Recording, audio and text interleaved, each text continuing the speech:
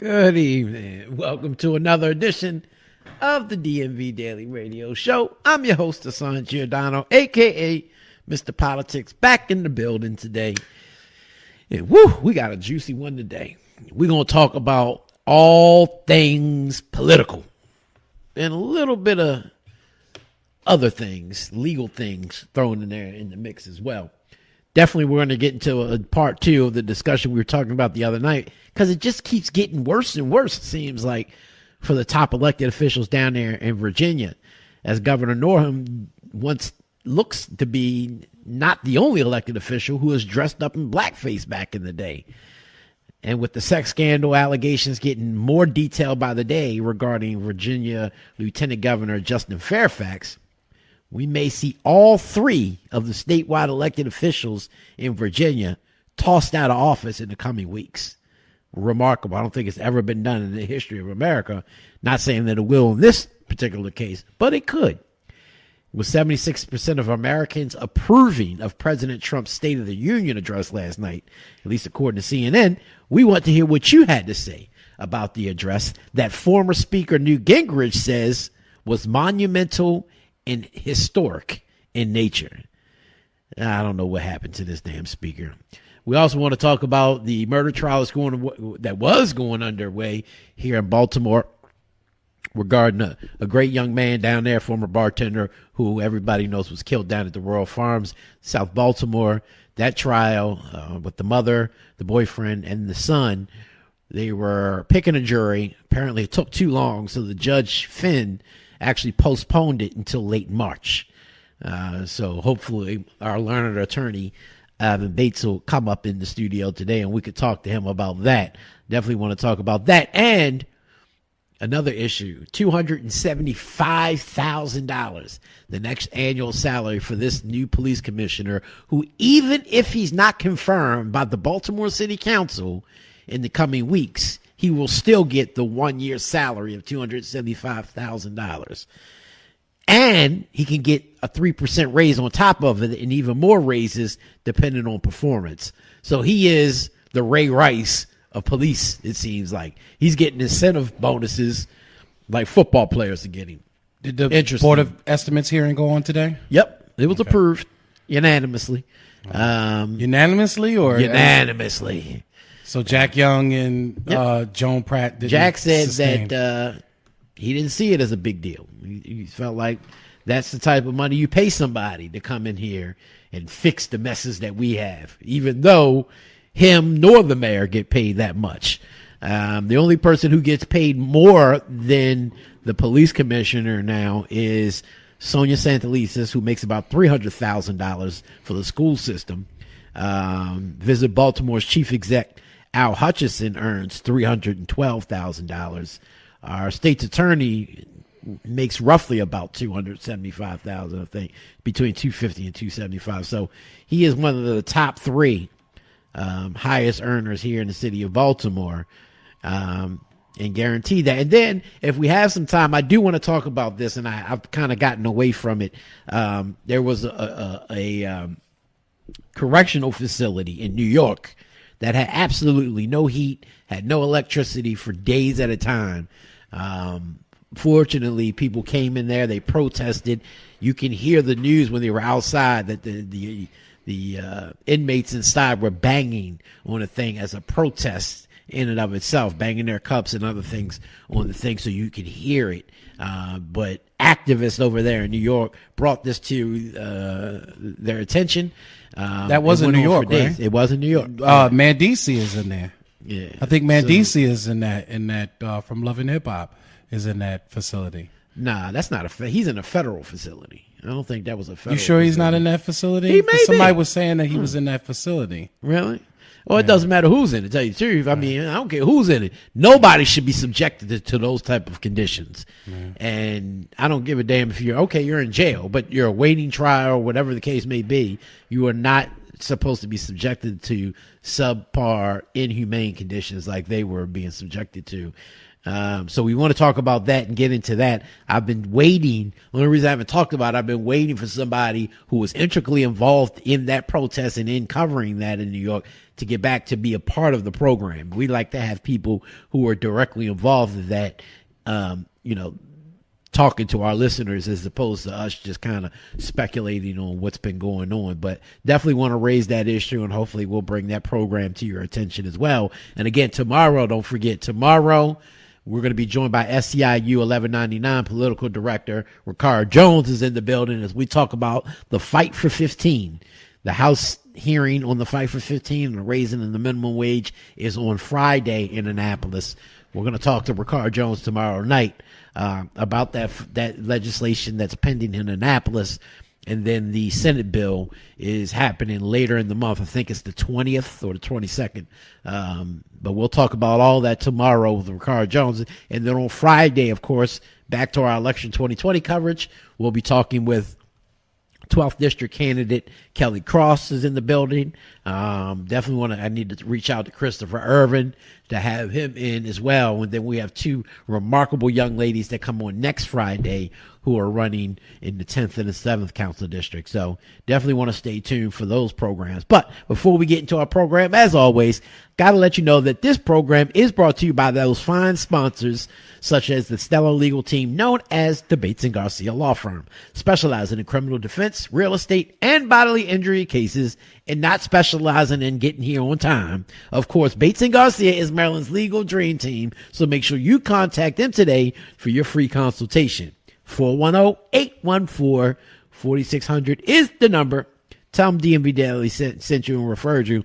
They'll give you the special homeboy discount. 410-814-4600 is the number. The show is also brought to you by those savvy political strategists over there at Politicom Strategic Solutions, who have mastered the art of political communications and mastered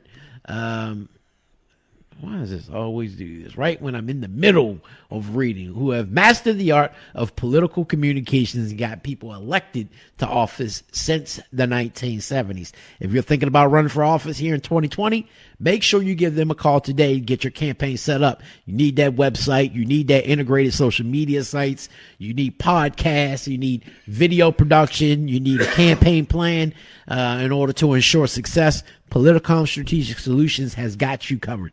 They can be reached at 240-242-7505 or see them on the web at politicomsolutions.com. Also, DMV Daily is also looking to shake things up. It's February, so you already know what time it is. Every Monday, you already know. The Annapolis Report comes on right here on DMVDaily.news, where you'll hear me break down everything that's happening in Annapolis during this 90-day legislative session.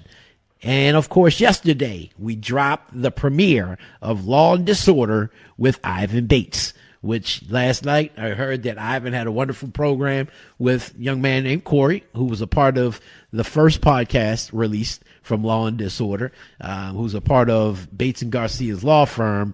Remarkable young man who did some wonderful things here in the city of Baltimore, especially when it comes to the legal side of things. So you definitely want to check that out. If you haven't heard it already, make sure you go and check it out now. Go to DMVDaily.news. You can catch up on the first episode of Law and Disorder if you missed it. Catch up on the couple episodes of Annapolis Report if you missed it, including the premiere one, which I break down the entire legislative process in a nutshell on how bills get passed and things of that sort in Annapolis.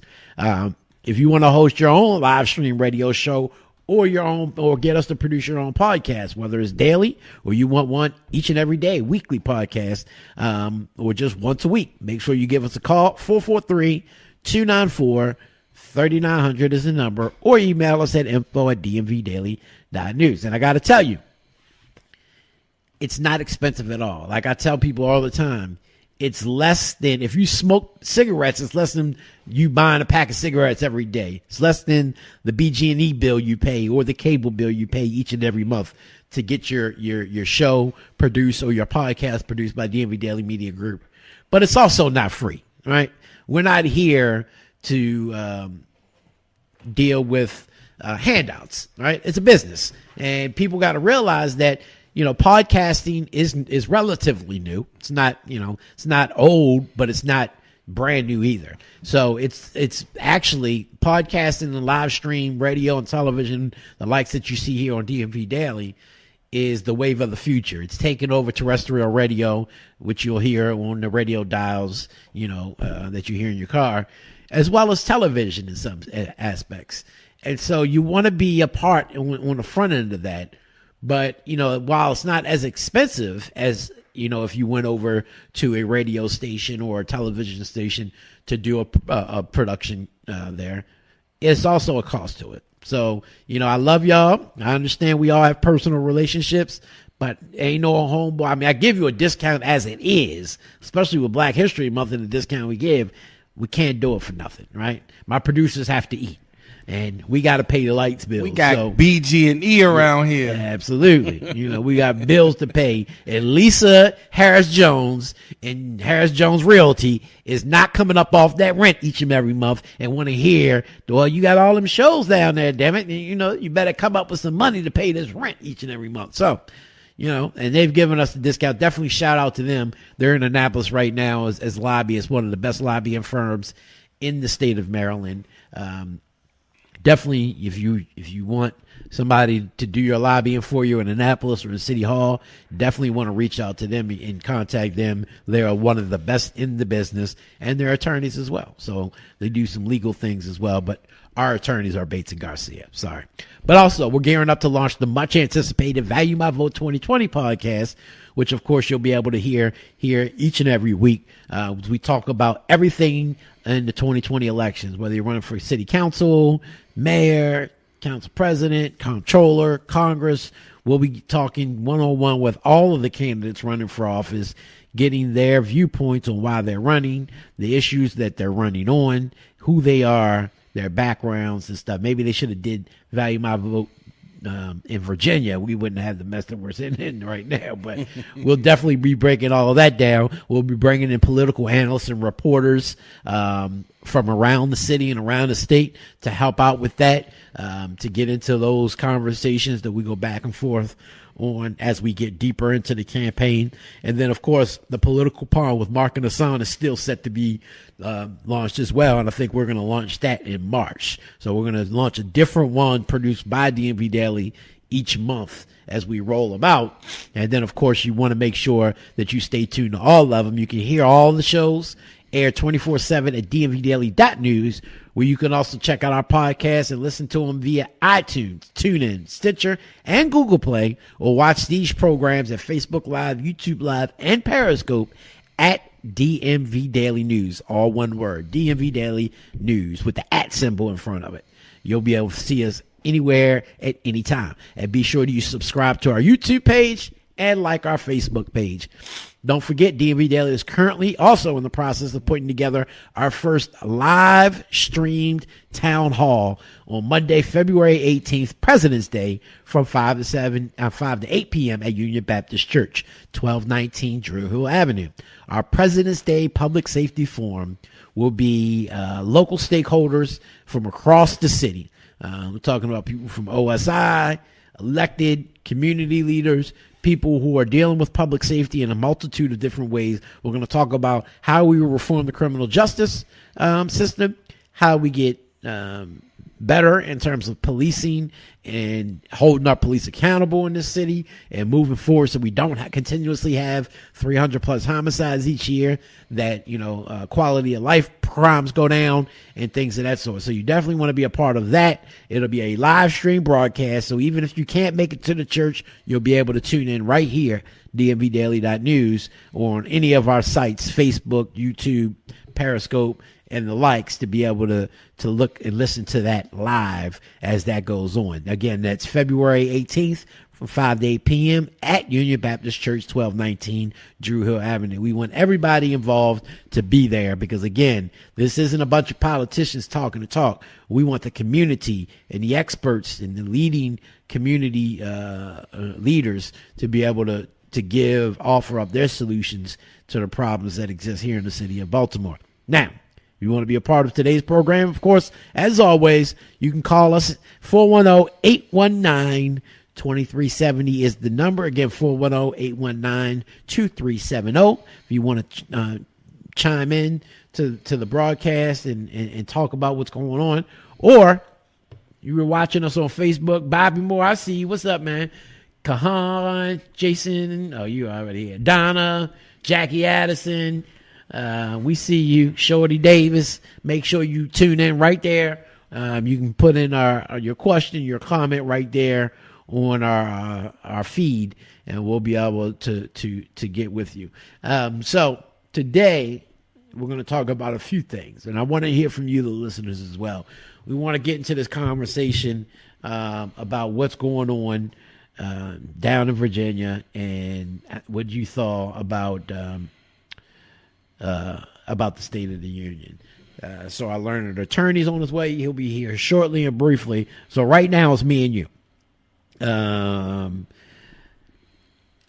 If you don't know, right? Virginia sank deeper into political turmoil earlier today when another top Democrat, the Attorney General, Mark Karen, as we talked about a couple days ago, admitted to putting on blackface himself in the 1980s when he was a college student. Of course, Governor Ralph Northam, his career is in extreme peril over a racist photo of him in blackface in a 1984 medical school yearbook. But now the AG, who the line of succession is the governor, the lieutenant governor, and then if not the lieutenant governor, then the attorney general. So he's the third in line, or the second in line next to the governor, behind the governor.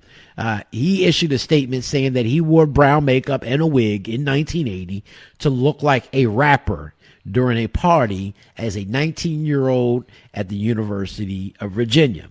Apparently, he was trying to look like who do you say he was trying to look like? One of the rappers from Kool Moe D. Was it Kool Moe D? It was one of them. He said he was trying to be like it.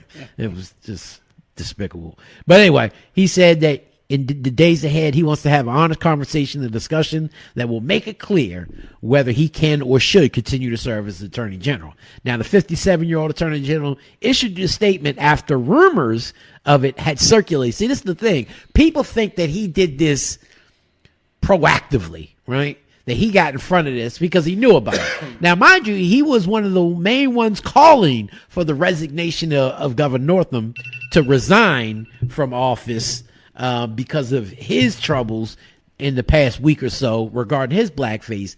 Now, this man knew it. He knew that he had done this before, right?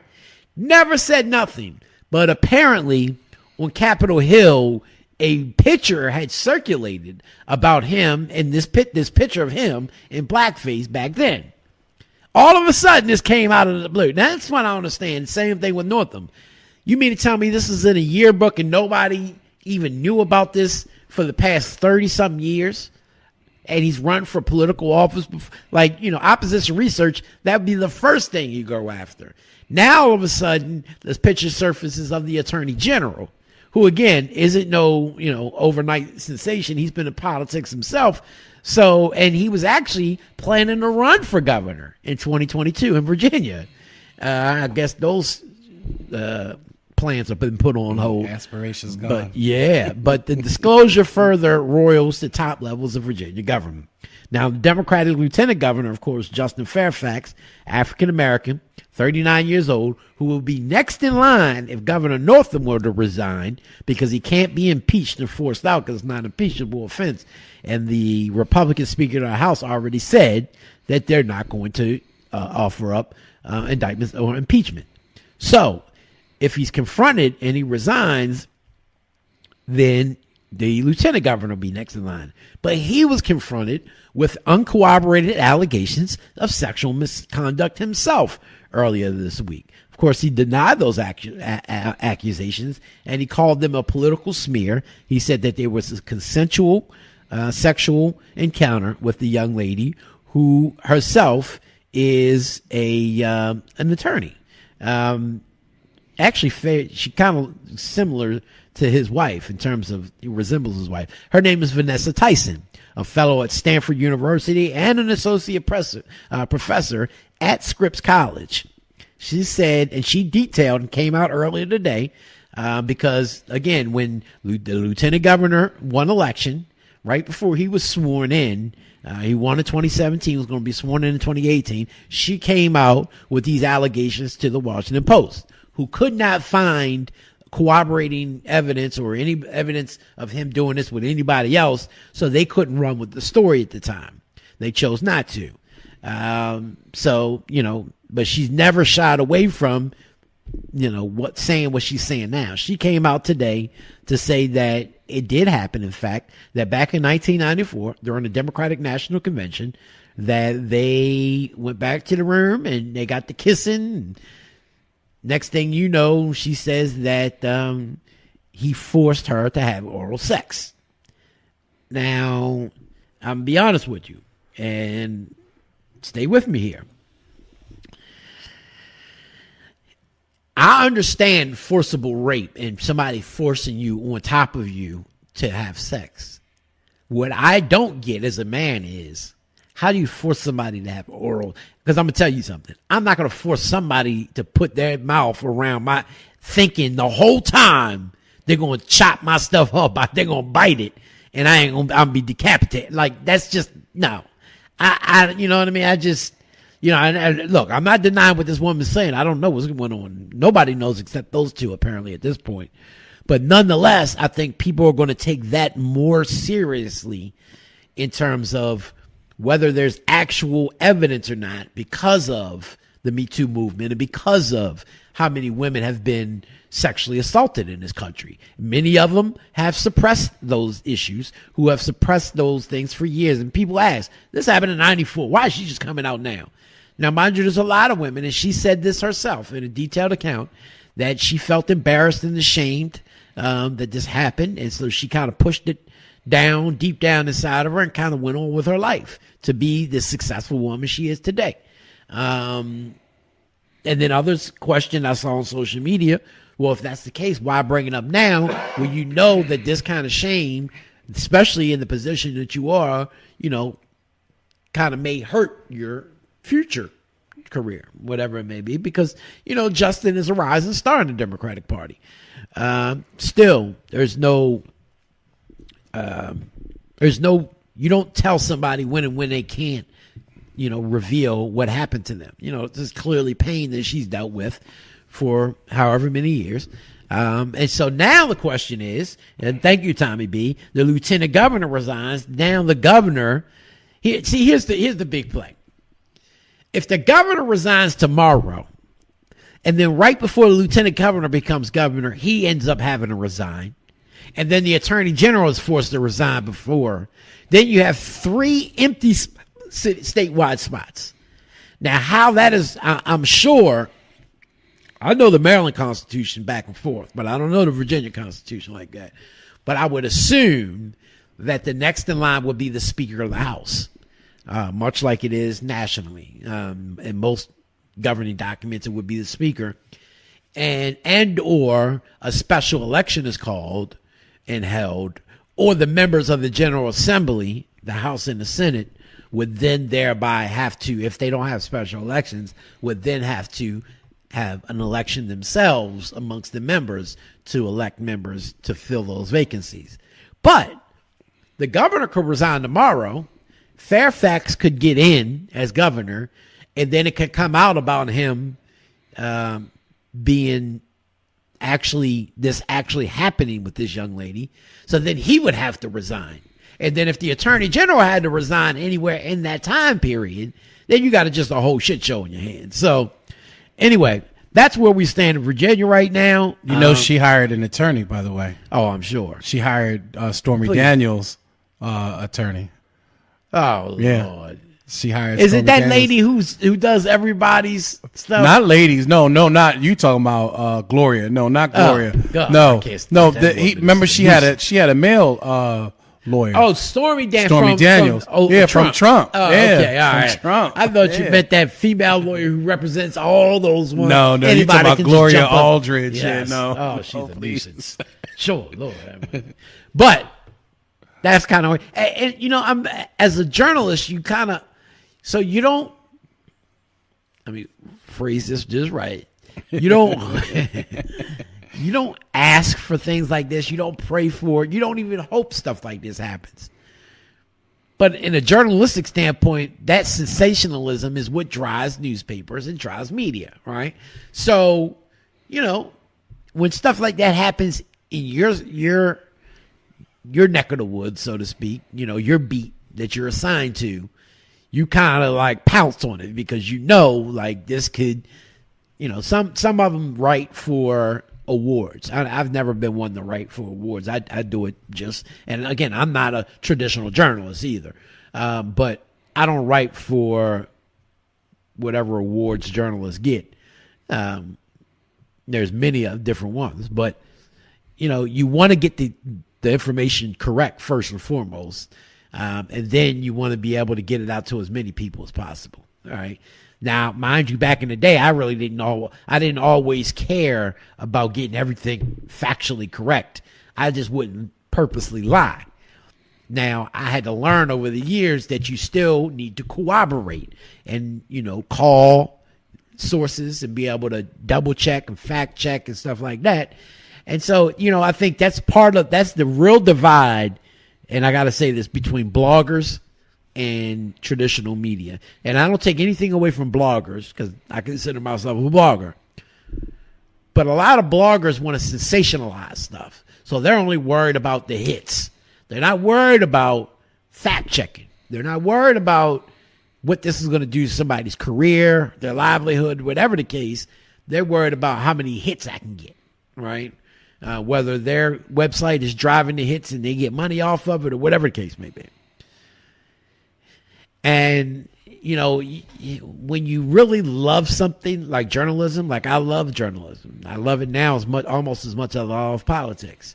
You want to master your craft. You want to be able to say, I did something that was beneficial to the community and not something that was detrimental to one particular person, right? Now, mind you, you're going to get people that don't like you, especially when they are the brunt of your conversation, when they are the subject matter of what you're writing about, especially when they're guilty. They can't stand it. And like I tell people all the time, you can be mad at me for writing it, but you can't never tell me where I lied, because I'm never going to lie on you. I'm never going to stretch the truth. Before, I might not have corroborated the way I should have, but I learned over time not to do that. But nonetheless, there's a lot of them that don't care, and they're just going to do what they do and write what they write just to get the hits from it. It's also called clickbait. So people will put false titles up there to make you click it, and come to find out, it's not even what you thought it was going to be. Well, that's what people are saying what happened with the original article with Northam, was that it was on a conservative paper that may have been fake news, quote unquote fake news. It may have been phony. Yeah, but I don't even think theirs was. I think theirs was conservative media that, and I think this is probably a detriment to our country right now too, is everything is right or left leaning, right? It's slanted that way on purpose because they know, like Fox News, you can say what you want about them, but there's a reason why they are the number one news site in the world.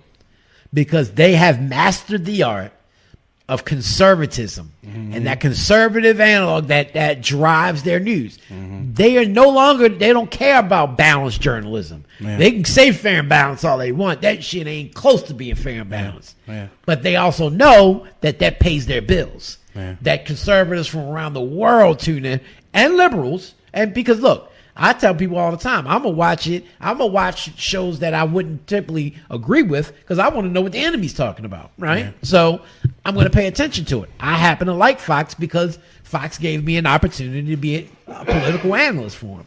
So I watch Fox on a regular basis. That's also like WBAL. I mean, they are so conservative sometimes. I just want to bang my head against the steering wheel listening to them. Like, I can't take it sometimes. But that's who they are. Now, Fox 45 is not the national Fox. People feel like they've gotten conservative over the year, but I haven't seen it. I mean, Fox 45 is nowhere near the national Fox and Fox Radio. I can tell you that. I think they tend to be a little bit more balanced, and they do some investigative reporting. So I think they do a good job. Well, people think that's slanted, especially those who've been subject to their criticism. Yeah. Joan Carter Conway, Barbara Robinson being two in particular, right? Yeah. So, you know what I mean? That's just how it is. But again, you're always going to be the one that's critical of a news organization if they were critical of you in one of their stories, right? Yeah. True, false, or indifferent. So there's a couple news reporters in the city that I'm very critical of because you give them the paperwork and they just all of a sudden can't read. David Collins. Yeah. There's a couple of them over there at the Sun too. They're gonna write what they want to. And you know what I found out about the Sun though, and I want people to realize it's not always the reporter's fault because their reporters write a story that goes to the editorial board, which is the ones that actually look over it. That's their editors. So they'll make them put stuff in or take it out based off of how they feel about that subject matter and that person, or how they feel like it's going to drive their news. Right? Yeah. So, it's not sometimes the reporter gets told to do a certain article a certain way because, Andy Green and them over there at the Sun just don't like you. Or they just want, it to be aimed that way. And it is what it is. I call it sensational journalism, unfortunately, most of the time. Yeah. But, unfortunately, in this Virginia thing, it doesn't seem to be journalism. The good part is had no play in this. It doesn't seem like it's just two idiotic white guys that decided to put blackface on back in the 80s. That's how it used to be. Talking about the Attorney General. Yeah. But he's out with it. I was telling y'all, that's just, I was out there in Virginia back then. That's just how it was. It was just, they'd have blackface. They thought it was funny. Rap, hip hop music was coming. Oh my God. They thought it was the funniest thing. And you would go, I remember in high school, they would have school dances and parties. You wouldn't even go because you know how they would, a certain segment of the population would act to make you feel so uncomfortable. But to them, it was a joke and it was the funniest thing. And why didn't you get it? Well, that's what the Attorney General, he dressed up, him and two friends dressed up as Curtis Blow. And, that's what it was. Yeah. Okay. But, to them, that was funny. And you would say, no, that's not funny. Oh, it's funny. It's funny.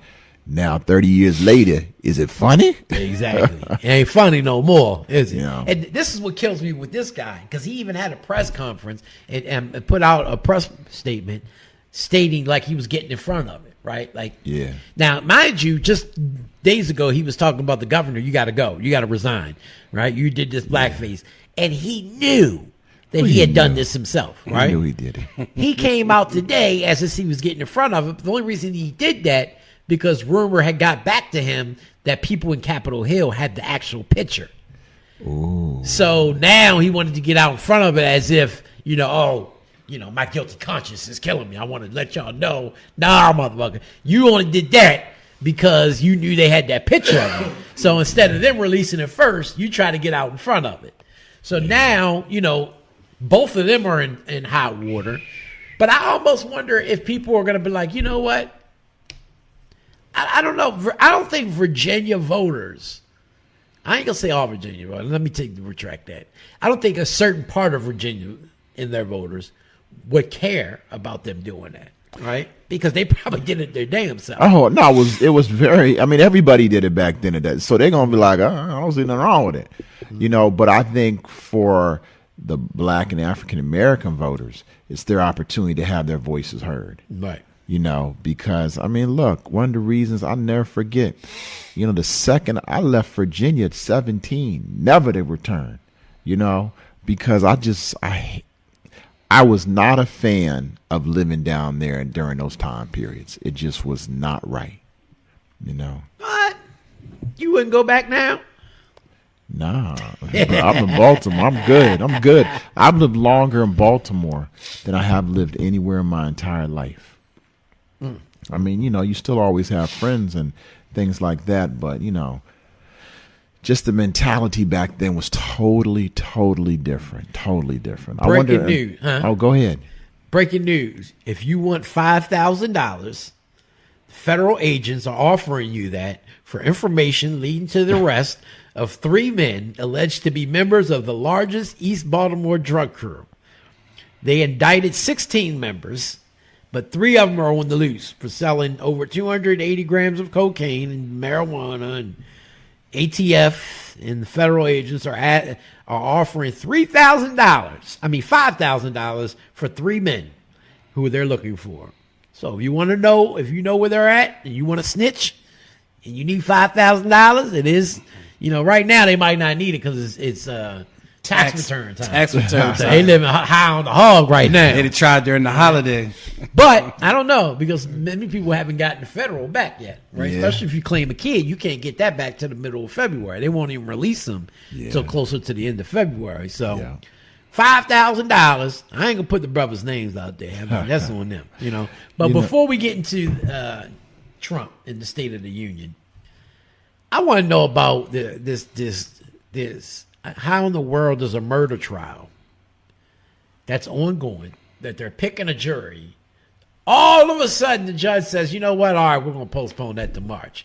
And it sounds like because the state's attorney has something else on their calendar. So you would think, and this is just me, and I want to ask you because you're the learned attorney, if I'm going into a murder trial, I'm not going to have a damn thing on my calendar for the next 2 to 3 weeks, if not a month. Because you don't know how long a murder trial may take. Yeah.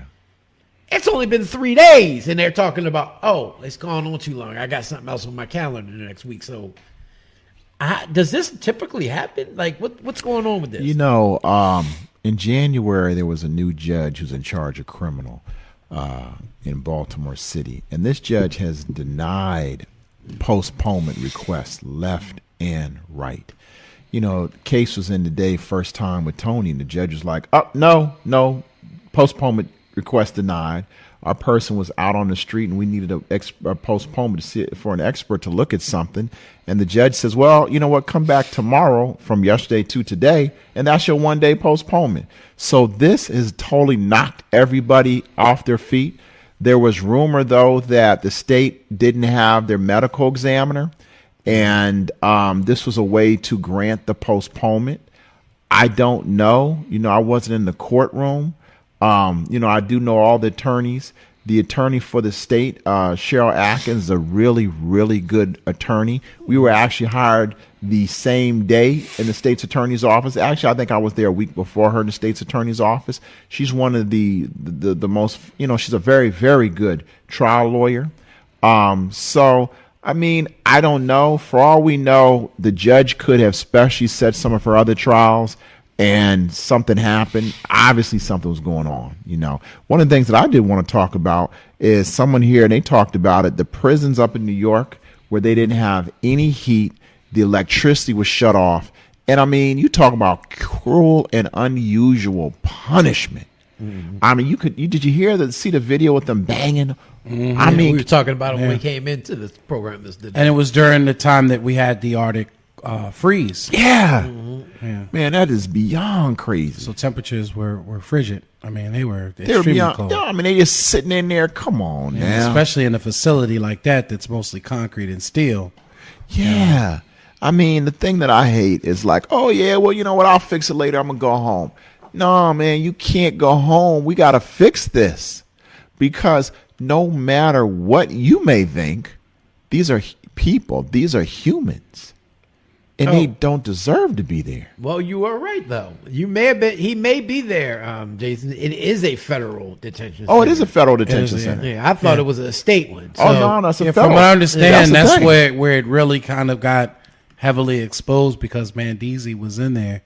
in that particular facility. Mandizzi from Love and Hip Hop, Oh, the one wow. that got locked up for federal charges.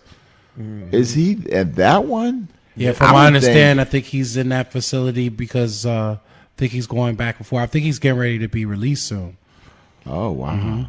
Yeah, so the congresswoman who visited that federal detention center in New York, those inmates were stuck there in cold, dark cells for days. Velasquez, Nida,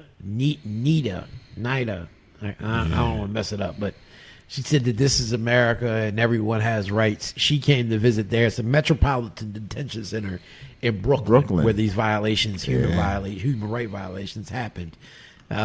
Fortunately, it got back on, but yeah, I first came out because this young lady was on social media. She was actually reporting outside of that, and she's the one who reported on where you can hear them banging. Oh, yeah, you could hear him on the banging. thing. So she's supposed to join the program. I'm waiting for her to find a time to match up with us to be able to come on. She's going to Skype in or call into the program. We're going to talk about that in depth.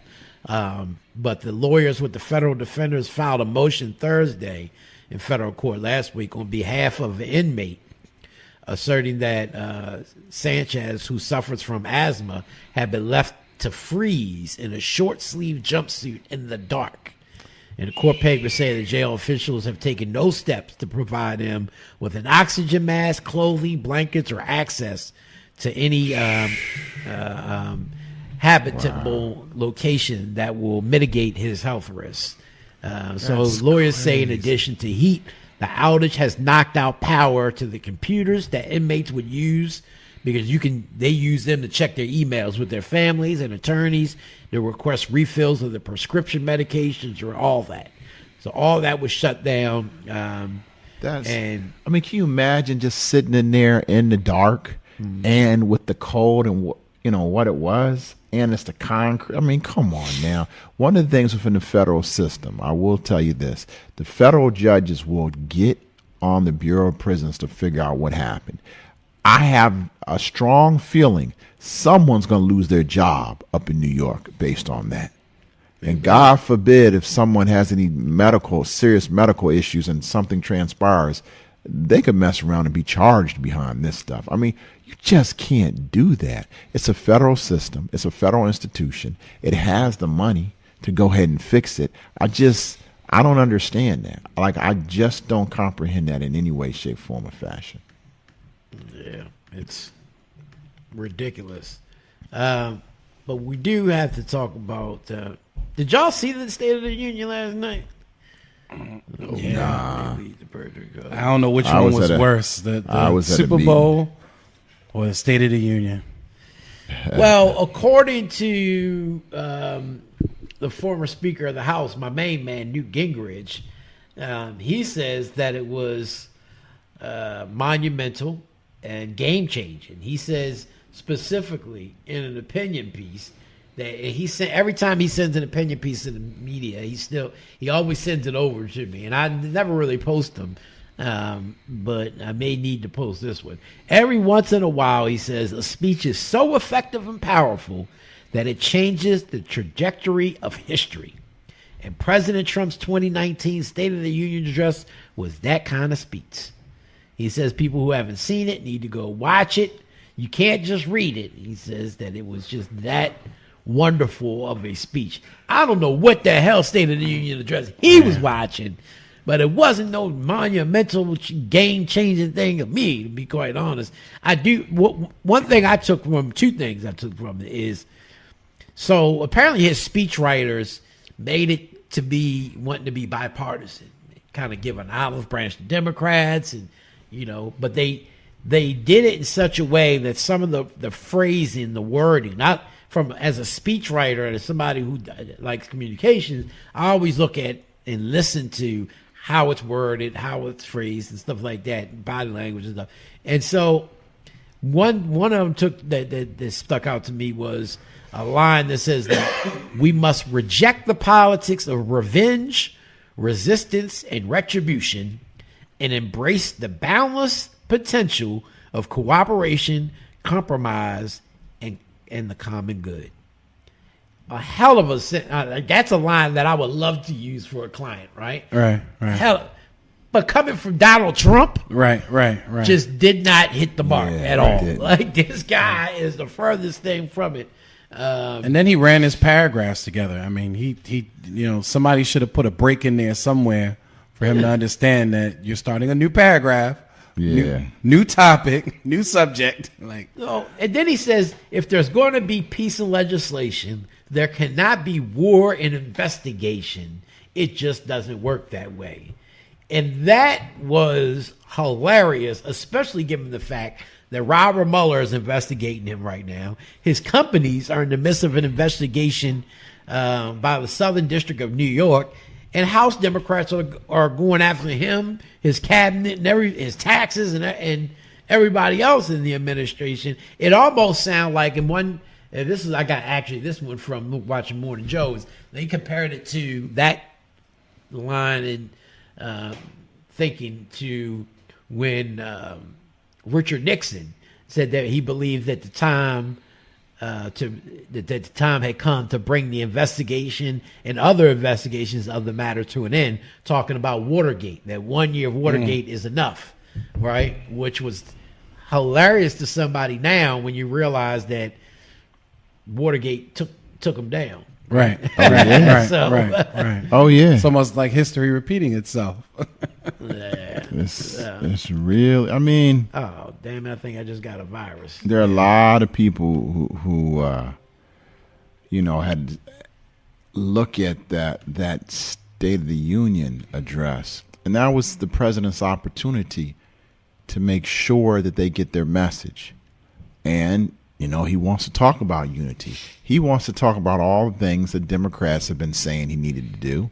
And he wants to say, hey, and we're Americans, and at the end of the day, we have to protect America. Therefore, we need to build a wall. I mean, that's pretty much what he says all day, every day. Yeah, I just think that he had a lot of credibility issues with his speech last night, especially when he said that if it wasn't for him, we'd have been in war with North Korea. I think he's totally lost his mind.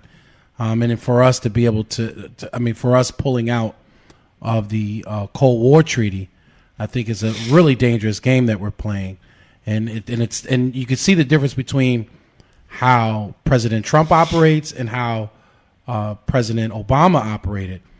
President Obama kept us in that Cold War Treaty to lead by example, even though we knew that North Korea was proliferating weapons, even though we knew that Russia wasn't necessarily following the accord, wholeheartedly.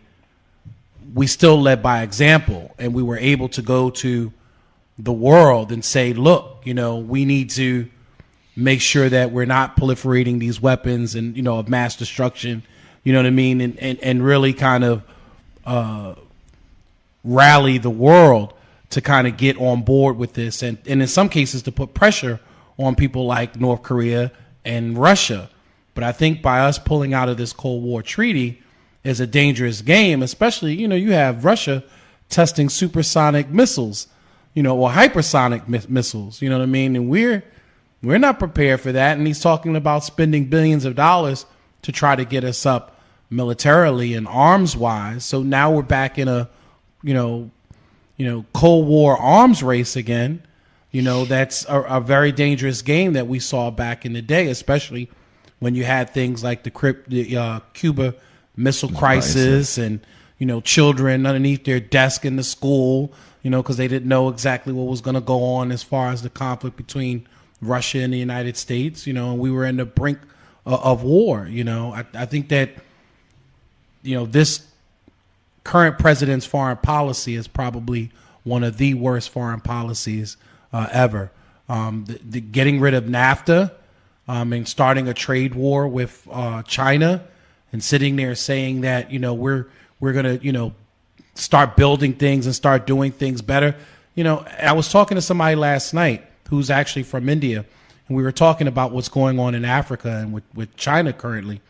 We don't have the raw materials, the precious metals, and the things of that nature to even think about, trying to compete with countries like China and stuff like that. They're gathering all of the minerals and mining rights and stuff in Africa, and in some cases are putting some of these African countries in jeopardy because they're going to some of these countries, giving them billions of dollars in infrastructure, and then when they can't pay the money back, can't pay the loans, they actually take over the government in that particular country and take over all the mining rights. So we don't have the materials to even think about trying to get into this technology race with countries like China, but yet he wants to start this trade war with China.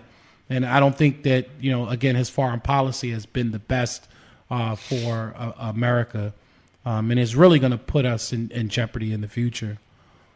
No, I definitely agree. I mean, I think everybody pretty much feels the same way that I know of. Some people either love Trump, and then quite a few people I know can't stand, Trump. Yeah. Look, you just look at the policy. 76% of the people of Americans who watched it approved of it. Approved of the State of the Union. Oh, yeah, because he said what they wanted to hear. But, actions speak louder than words. Yeah. And so I think that was a big part right there. It's just like the women that were sitting there that, had the white jackets on. At first, they looked like an angry mob at first. Yeah. But he found a way to kind of appease to them and bring them in. And at one point, they started cheering and right. And he said, and you wasn't supposed to do that. Had on white. Right. But he said, you wasn't supposed to do that. And matter of fact, keep standing up because you're going to like this one too, But, I think he played into a lot of the fears. And he had something within his speech. His speech writers, I feel, did a good job in that. I don't think he articulated it very well, but I think his speech writers did a very good job in that aspect of putting together all those different points needed to make it come off as bipartisan, and bring people in. I mean, you had everybody yelling USA, USA at one point. Yeah. Like, the narcissism in that room, He was able to, his speech was able to tap into the one thing that, hey, we're America and we're great and we stand together. Yeah. And that's when you sit down and look at 9/11 with George Bush. Once, Americans saw him being the leader and we'd been attacked and he's standing up fighting, boy, they were, bought that hook, line, and sinker. And it's interesting sometimes, when you get a little further away from everything, you're like, wow, what was really being said. But I think that's the emotion of politics sometimes, And, last night, Donald Trump was able to tap into that, something that he appears to do whenever he speaks to his base at his rallies. But he was able to expand that speech to include everybody with the same message, USA, and not to come off divisive. Because remember, this is the person who is responsible for the government shutdown over a wall and who basically has one more week to go before they make a true decision about what they're going to do in reference to the government being shut down. So, the walls are closing in on him. He has to make a decision. Either he says, forget the wall right now, or is he going to try to say, oh, this is an emergency action, of which I understand the Republicans are like, nah, it's really not. Or is he going to go ahead and push it and we're going to be another government shutdown? So it'll be interesting to see. I think it's going to be another government shutdown. I mean, I don't know if he's going to have the appetite for it. I think Donald Trump doesn't care. But I think his party. If you have a 70-some-odd% approval rating as far as the State of the Union is concerned, I mean, you could test the boundaries pretty much. Well, yeah, but that's a speech. You know what I mean? Yeah, his approval ratings are in the toilet. Oh, yes, approval ratings for less than 40%. But a speech, that's people like the speech. Well, another thing you can sit down and talk about. Right now, the Democrats on the ropes. The Democratic Party in Virginia, which is one of the most important states to win the presidency, it's imploding. When you sit down and look to see what's going on, if you're a Republican, you just sit down and be like, I'm going to be quiet. Yeah, and it's imploding. So, why does he want to take the television and the narrative away from the Democratic Party and put it back on him. So I think all those things come into play. It'll be interesting to see. Family, by the way, that's the INF Treaty, the Intermediate Range Nuclear Forces Treaty. And that was a treaty that was signed during the Cold War era. You know, that those particular type of weapons tend to be the mobile launchers that the Soviets were kind of known for, you know, and of course the Soviets have always kind of cheated, you know, as far as these mobile launchers are concerned, and having these mobile type of, you know, medium range missiles. But again, I think we're playing a dangerous game going against Russia, especially with Russia. You see the things that they're doing in Syria. I tell folks all the time, the reason why they're doing some of the things that you see they're doing in that region is because it's a land grab. You know, they don't have as many military bases and as many armaments set up around that region. So wherever they can get their nose into and put their hands into, like Syria, and support somebody like Syria, allows them militarily to set their self up in that region. So, you know, we have to be careful because they have everything to lose. You know, I mean, we have everything to lose. They don't. They really could care less. You know what I mean? Well, here's what I want to know. Right? We got to definitely talk about it. The Baltimore Police Department's efforts to recruit hundreds of new officers to fill vacant patrol positions in the face of persistently high levels of street violence are not going so well. In fact, the department is not only failing to fill the estimated 500 vacancies that Mayor Pugh always jumps up and down about and says, oh, that's why we're not, you know, getting the numbers down, because we don't have the officers. In fact, they suffered a net loss of 36 officers in 2018, hiring only 184 overall, but losing 220. Meanwhile, homicides, of course, have topped 300 in the past 4 years, making it the most murderous big city in the nation.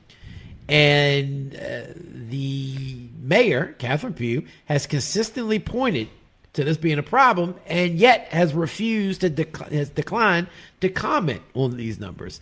But our main man, friend of the program, Sergeant Michael Mancuso, of course, the new president of the police FOP police union, said that the city isn't offering competitive enough packages to attract officers and isn't doing enough to train the number of recruit classes it would take to have recruitment outpace attrition. He says that in recent contract talks, we stressed this to the city and they refuse to recognize the mediocrity of what they're putting across the table.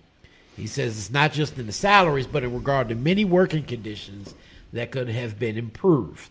Now, mind you, the starting salary for an officer is about $52,000, right? And the union's most recent contract with the city, signed in November, gave officers a $1,000 ratification bonus and an annual raise of 3% each year through 2021, plus a $1,000 patrol incentive for any officer who works patrol for an entire fiscal year.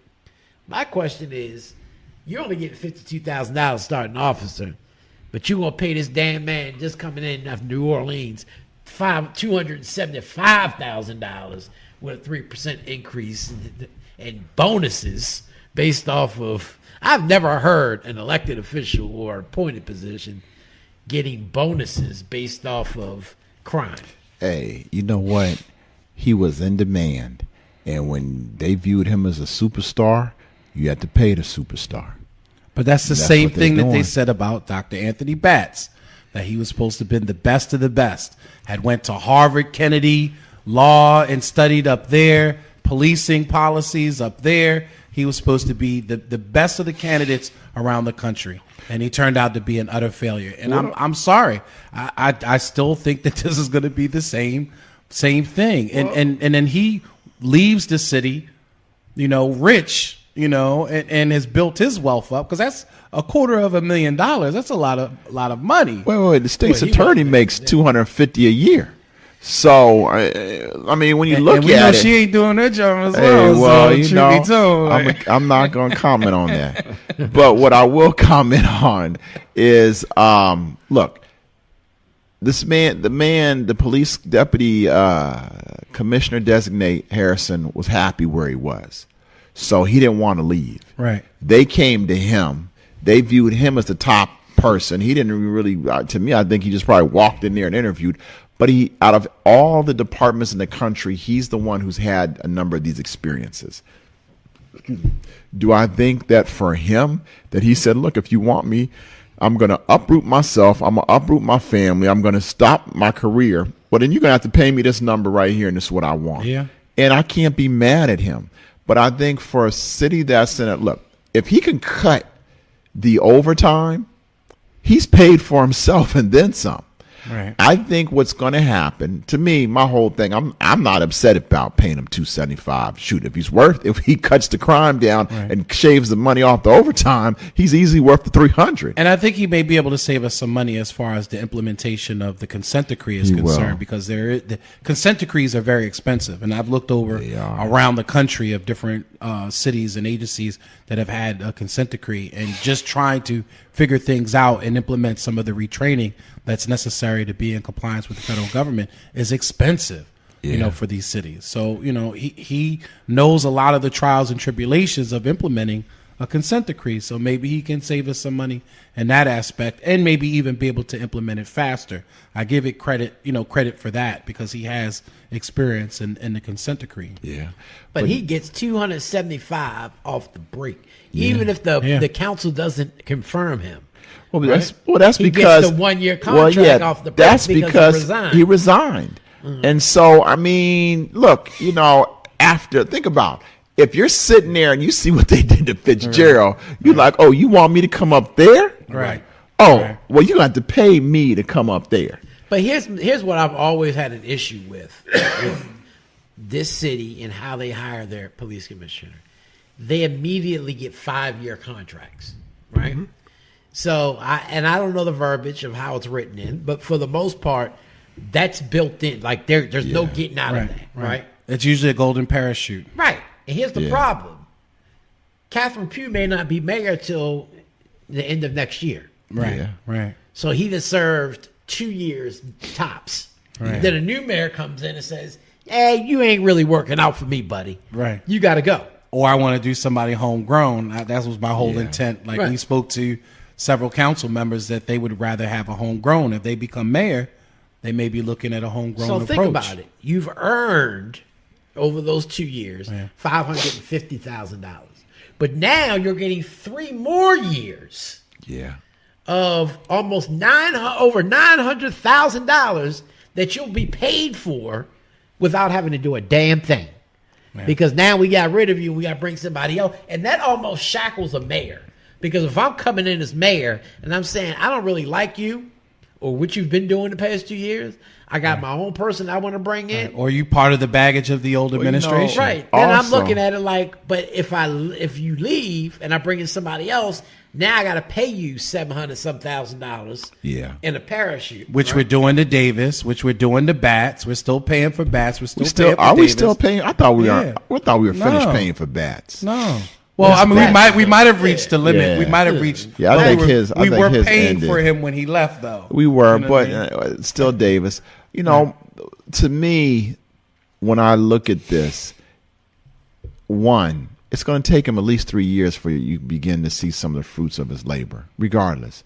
And I think any mayor would sit down and have to say, you know what, let me give him some time. Number two, I think every single person who would probably consider running for mayor would have to say he's an extremely qualified candidate on paper, and at least give him the opportunity to see what he can do. I also think a new mayor is going to want to sit down and say, okay, let me see what he's going to do. And if you're going to get rid of him, you'll probably get rid of him at the end of year 3, very similar to the way they were able to get rid of former Commissioner Davis. Mm-hmm. And if he's doing a good job, then you're like, okay, we're doing a good job. We can keep him. I ain't let him go and at all. Plus, you can also do it like this. Let him go for another year or so, all right? Yeah. And if things mess up, like, well, that's Mayor Pugh's fault. Right? Yeah, I didn't know exactly. You know what I mean? So you can always deflect and be like, no, that's their administration. Now I want to start. But if you start anew immediately and things go downhill, that's all on you now. All right? So you at least have that time under that regime to kind of spend it. But speaking of spending money, the Brew has pointed out that City Council President Jack Young's office just requested $10,000 to send him and 2 of his aides to Las Vegas for a convention. A May convention. Wow. Now, everybody knows in local politics, Las Vegas has this real estate convention, right? It's like the retailers. Yeah. You know, it's the schmooze fest. Matter of fact, when Stephanie Rawlins Blake was mayor, she went there and facilitated the marriage of our landlords. Yeah. Oh, Of the wow. Malones, correct. Yeah. During that time. That was kind of strange and hysterical at the same time. But $10,000 for a 4-day trip for the city council president and 2 aides. Now, this is on top of the fact that they just got $6,000 for Council President Young and 1 aide to go to Washington, D.C. Right. That's right up the street. Go to DC. They could have driven. Exactly. Well, they didn't want But- them to have to commute back and forth every day. Oh, God forbid you Right. have to drive. Have to deal with traffic. And, What is he going to DC for? They went there for a National Association of Counties conference, which is For $6,000? yes. What did they stay in a hotel? $300 a Yeah, night. yeah, they're staying in a rooms. hotel. But that's not the thing. Maybe Even they're staying in the $300 Watergate. a night, right? Times 2 nights, $600 a piece. That's $1,200. Yeah. Where the hell did the other $4,700 go to? Yeah. Dinner. What did they pay you $4,700 to Dinner. go to this thing for? Come on, man. And my thing is, now mean, you're you know spending what? $10,000 to Yeah. send to Vegas? I'm cool with the staying in a hotel in DC. I'm cool if that's what you're going to do 2 nights. I get it. You don't No, want that- take your ass back to Baltimore. No. But I mean, there's some business that can happen in a hotel, 6 a.m. breakfast meeting. I'm cool with that. You know, fine. I'm all right with you to do that. I'm okay with you to do that. But let's be for real. Drive your car, put that joker and park it underneath the hotel. Get And the we'll pay for $40, gas and $50 a day. The city's going to pay for parking. Stay at the We're gonna Holiday gas. Inn. You know, well, I want you to stay at the conference hotel like everybody else because maybe that's, you know. But, okay, let's say, okay, it's 59 cents a gallon. You know, 59 cents a mile. And so when you sit down and look at that, well, now we at what, $700? Right. Probably less than 1,000. Now, right. where's the other 5,300?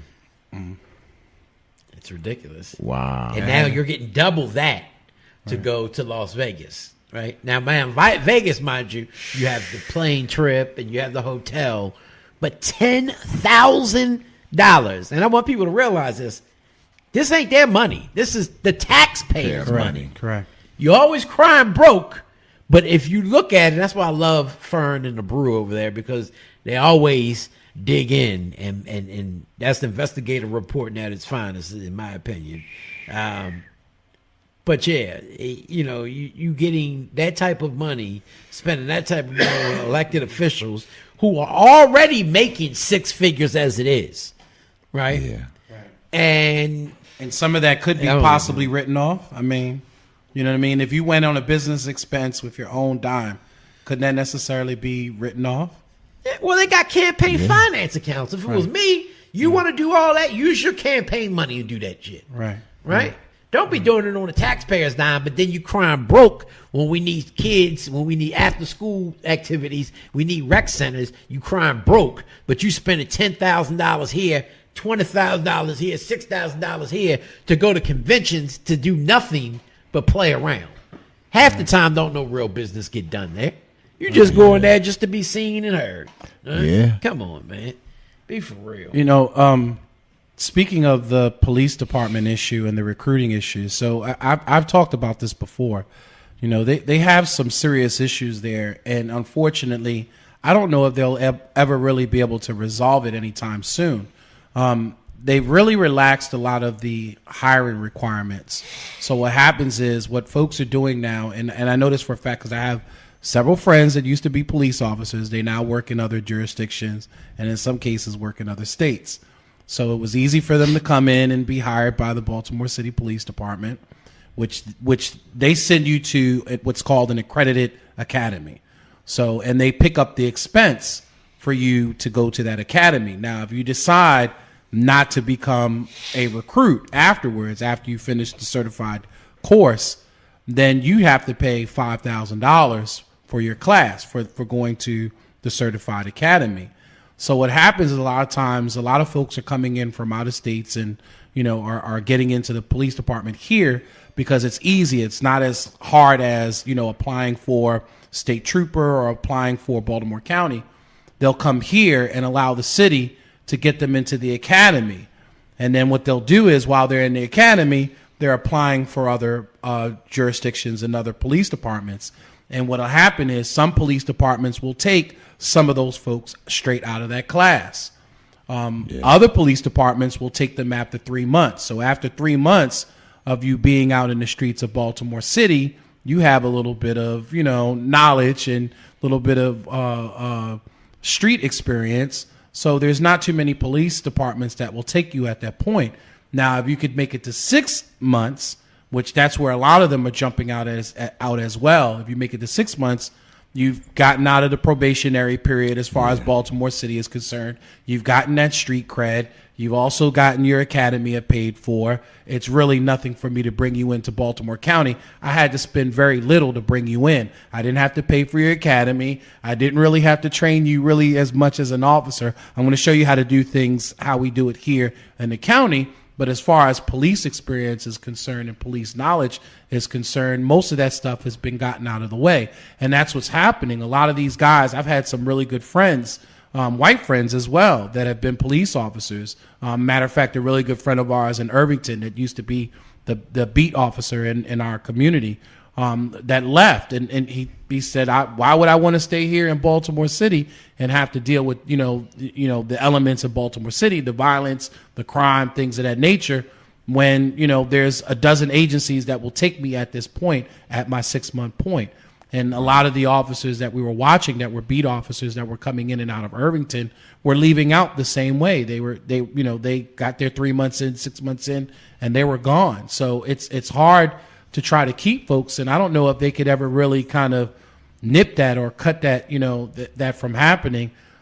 Because again, it's easy for somebody to come in here where it may be harder to go into another police department, and you get all this training, you get the certified academy, and you become very desirable to another police department around surrounding jurisdictions. So I don't know if they could ever really, cut that or not. You know what I mean? There's nothing that you can do to stop that trend.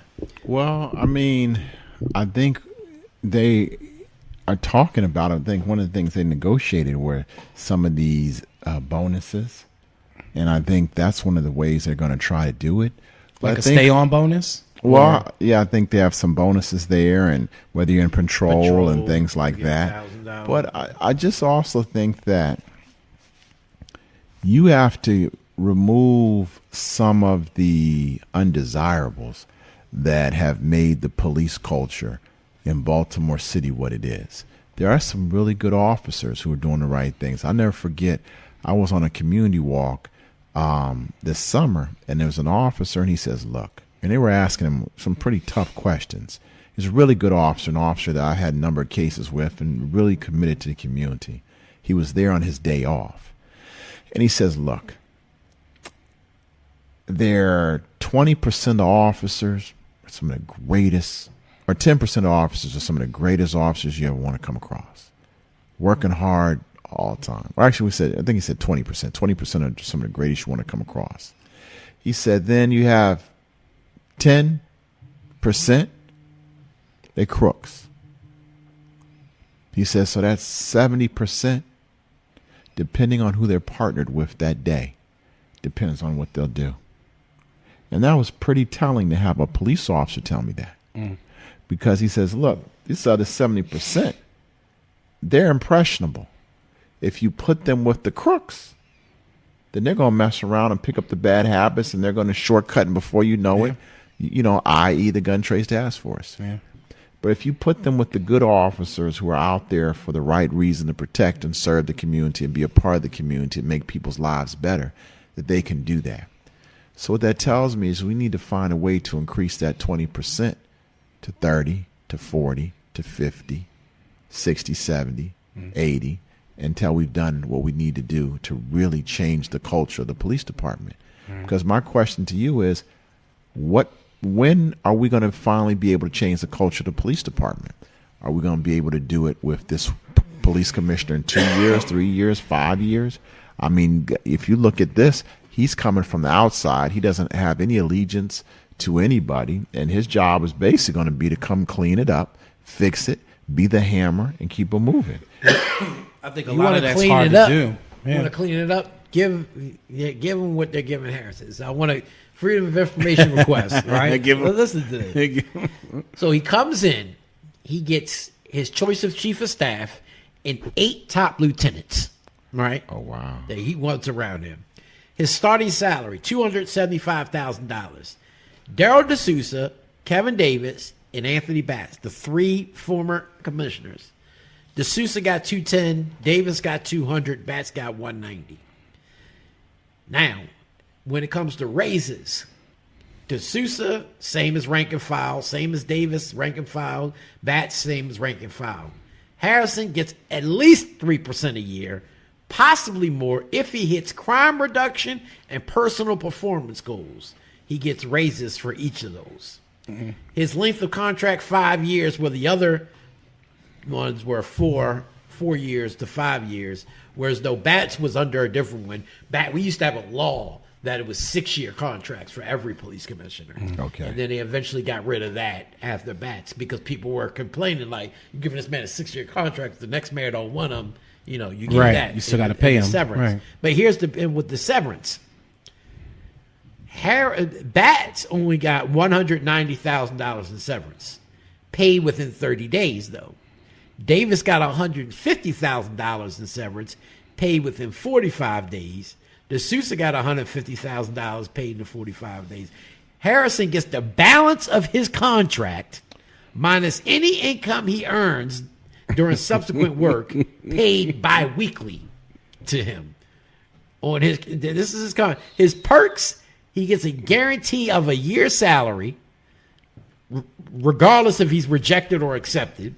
The relocation expenses for attending community events, plus on top of that, another $3,000 a month in housing allowance for the next 12 months or until his current home is sold.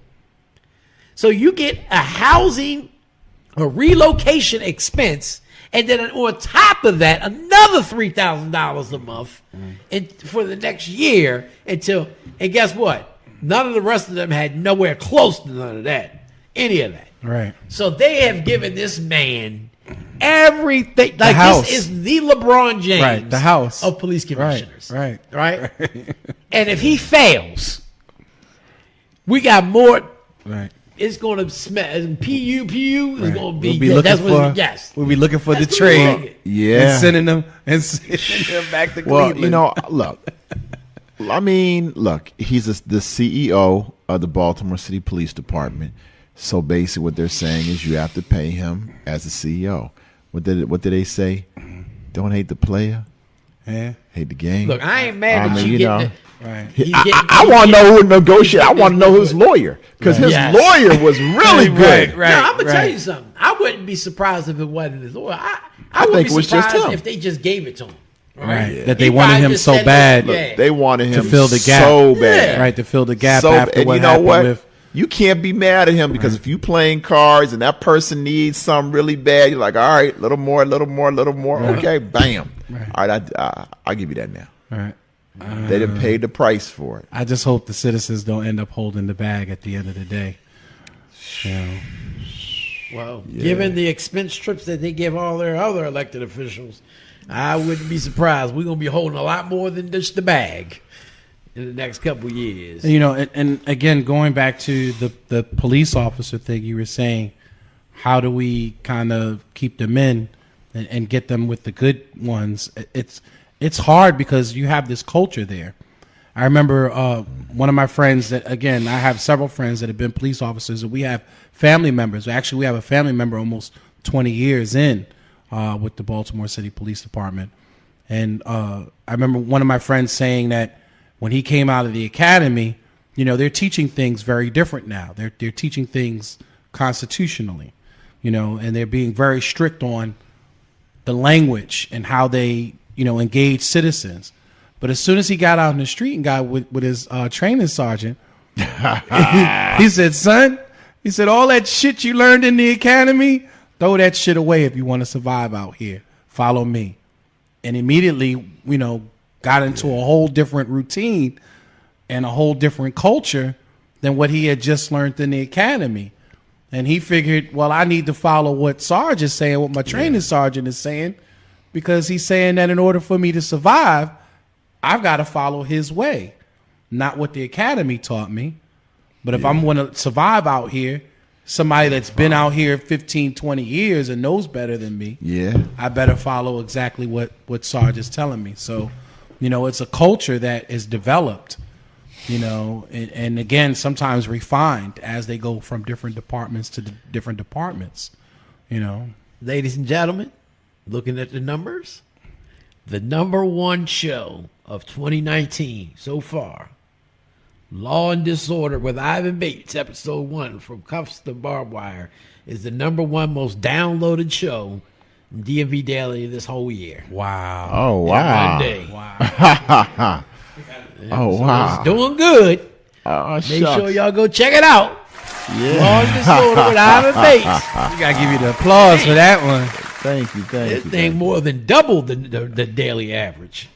Wow. And family, don't forget to check it out. It's available on all your podcast networks, iTunes, Stitcher, Spotify. You can even catch it on TuneIn as well as on our DMVDaily.news website as well. So definitely check that out.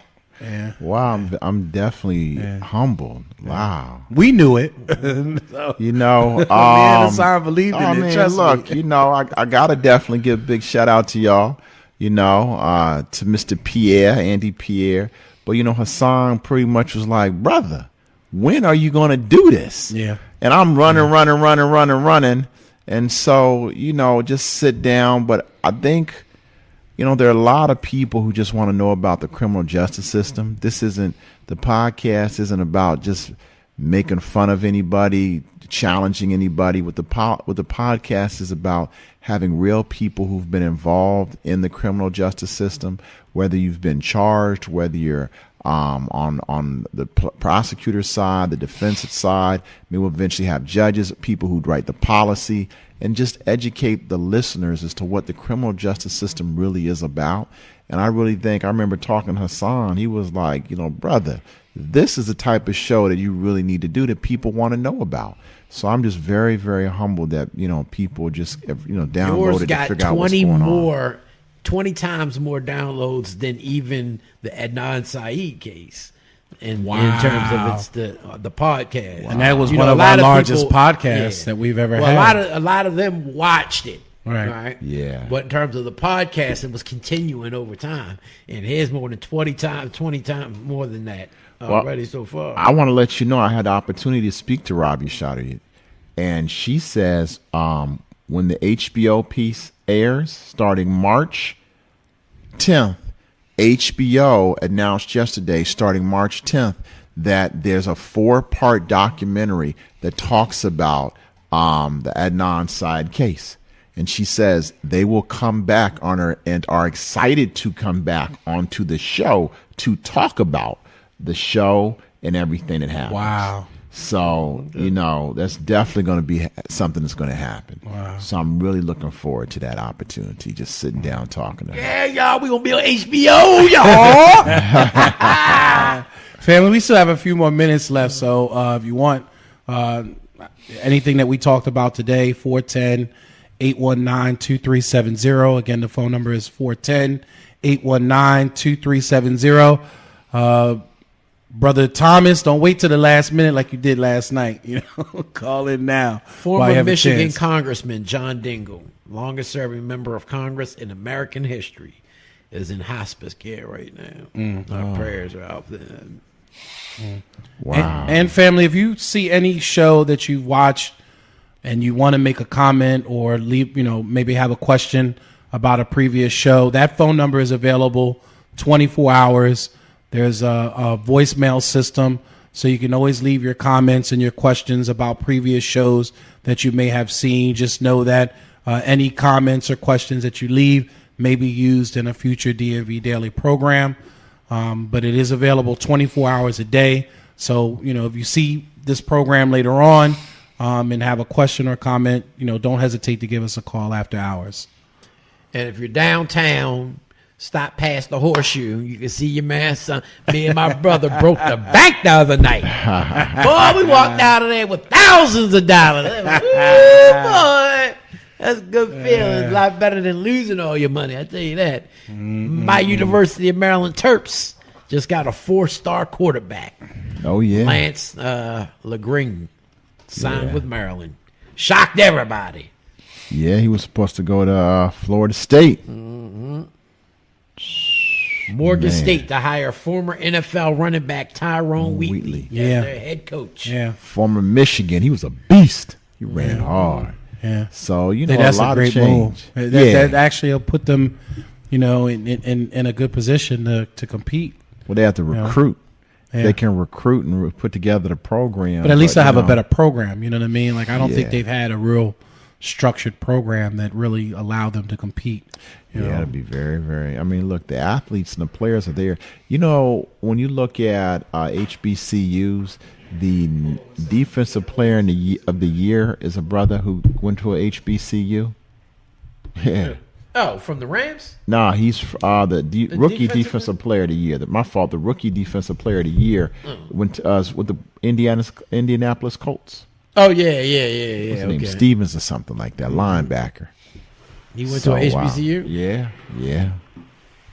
So we have Lisa Mills on the line. Oh, Lisa. I know she going to meet me down the Horseshoe. Hey, Ivan. Hi, Hassan. Hassan, I wasn't going to call in because, the little politics thing. Everybody, y'all was getting down. But when you mentioned Horseshoe, I had to call in. And I want to say, thanks to Bates and Garcia, I was able to go down the Horseshoe and get a jackpot 3 days after my settlement. Thank you, Ivan. You're so welcome. Thank you. But that was all you. Congratulations. Yes, Hassan, I tore it up. I was so happy. I'm still smiling. I'm telling don't that feel good?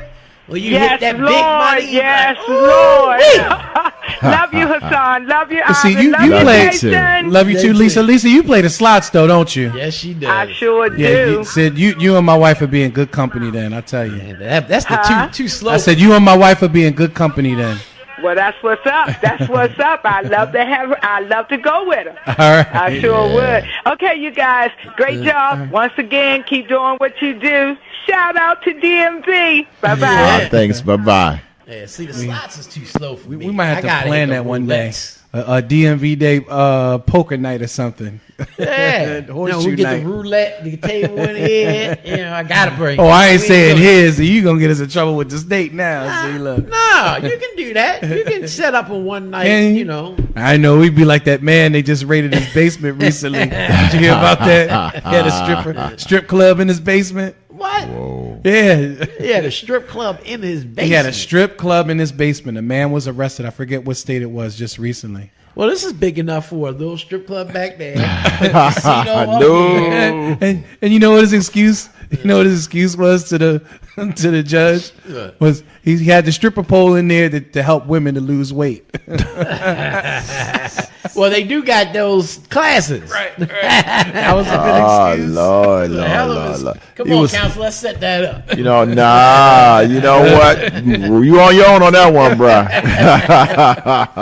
I'm like, don't you know who my lawyer is? Right. And we got lawyers upstairs, too. Right. You're going to need them, too, when they come through. Ooh, when them feds come through. Yeah, feds are knocking. Feds are watching. All right, Joe. So here's Brother Thomas. So. Nah, he's too late. Gotta go. He's too late. We got to go. Brother Thomas always want to call it 6:29. You always want to call it at the hour, Brother Thomas. Hey, it's Brother Thomas. Hey, what's going on? Hey. What's going on, guys? Good. Hey, listen, let me tell you something. Ivan, the show you did yesterday, man, with the gentleman that, that turned his life around, man. Corey. Mr. Corey. Yeah. That's something that should be taught. That should be a curriculum in every high school, every school in Baltimore City and Baltimore County, to let them know that, let people know that because they look down on certain people, people can't turn their life around. Yeah. That in itself, man, had to be one of the best Black history programs I've ever came across in my life. Wow. Bro.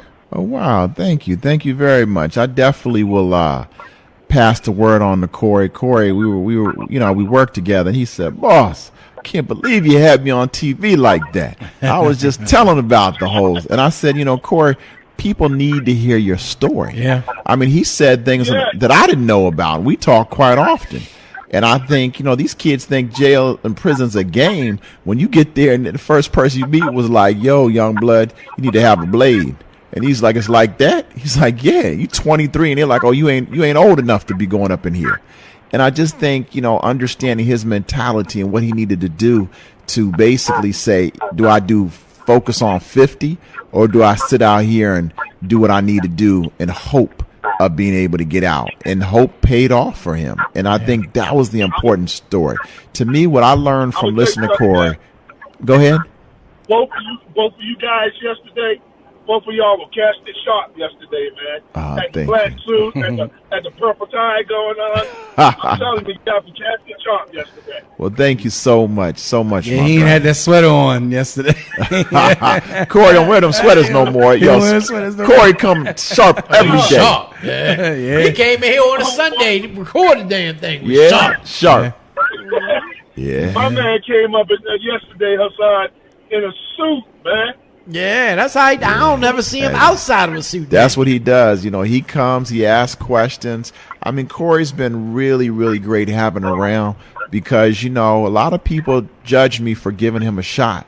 And they were like, "I can't believe you can do this, A, B, C, and D." But my whole thing is like, bruh, we got to lift as we climb. And Corey tears the fur off them with his motions and briefs. Half the time I don't even have to say anything because this brief is so amazing. So, yeah, it's been an absolute blessing, Let me tell you something, man. I would like to have the opportunity, man, just to shadow you two brothers for one day, man, because when he was talking yesterday, I can see me doing something like that. Yeah, well, come on. That brother went hard, man. Yeah. He went hard. He And does. He still goes hard for people that's still locked up, man. And like you said, his phone number ain't changed, man. And that's something, man, I can contribute to you, Brother Ivan, man, because you guys kept it real, man. When he told me that, I want to ask you, appreciate man, yeah. how is, since he went through what he went through with the court system, do they respect him in the courtroom now as a lawyer? Well, he's not a lawyer. He's my paralegal. But, a lot of people didn't realize that he had gone through that. Now, it's interesting because, it was on the federal side, but the federal probation agents would see him there, and they're like, "Why are you here?" He's like, "With Mr. Bates." And now that they all knew that he worked for me, yeah, they have a level of respect, and even the U.S. attorneys have a level of respect for him because now they realize, wait, Corey, this was you? And he's like, "Well, yeah." And so when we wrote in to have his supervised release terminated, ended earlier, they were like, "Wow, this is amazing." So, I mean, I've even spoken to a couple U.S. attorneys, and they've stated, "Hey, we'd really like to have him come talk to us because, we're constantly putting people in jail. We want to also say, wow, here's a person that went in and we gave him a chance." And I think that's important for prosecutors to sit down and see. You can give someone a chance and they can turn out to really sit down and show you that they deserve that chance and turn their life around. So they have a lot of respect for him. Yeah. And that was, like I said, that in itself was a Black History moment, man, Black History program that I think probably the brother Jason is listening. He might want to replay that program at some time to come, man. That was an awesome program, man. Yeah, and when they actually brought tears to my eyes. Yeah. Again, it was truly inspirational when he said that he still reaches out to all the brothers that he helped in the past, and and he does not answer his phone. He answers his phone at any time that they call. I just thought that was just truly humbling of him. Yeah, it is. It is. So, Hey, man, great show, man. Oh, son, when you get a chance, call me when you get off there, bro. Got something for you. All right, now. all right. Thank you, my brother. And call any day to come on down. All right. Well, remember, y'all, tomorrow we got SEIU 1199 political directors in the house. Ricardo Jones. We're talking about the raise in the minimum wage, the fight for 15. Friday, Christopher Irvin, Kelly Cross talking about election 2020 and their bids for city council in the 5th district and the 12th councilmatic district. But until then, remember, new promise begins with a new day. Therefore, the promise of tomorrow is greater than that of yesterday. Free Keith Davis.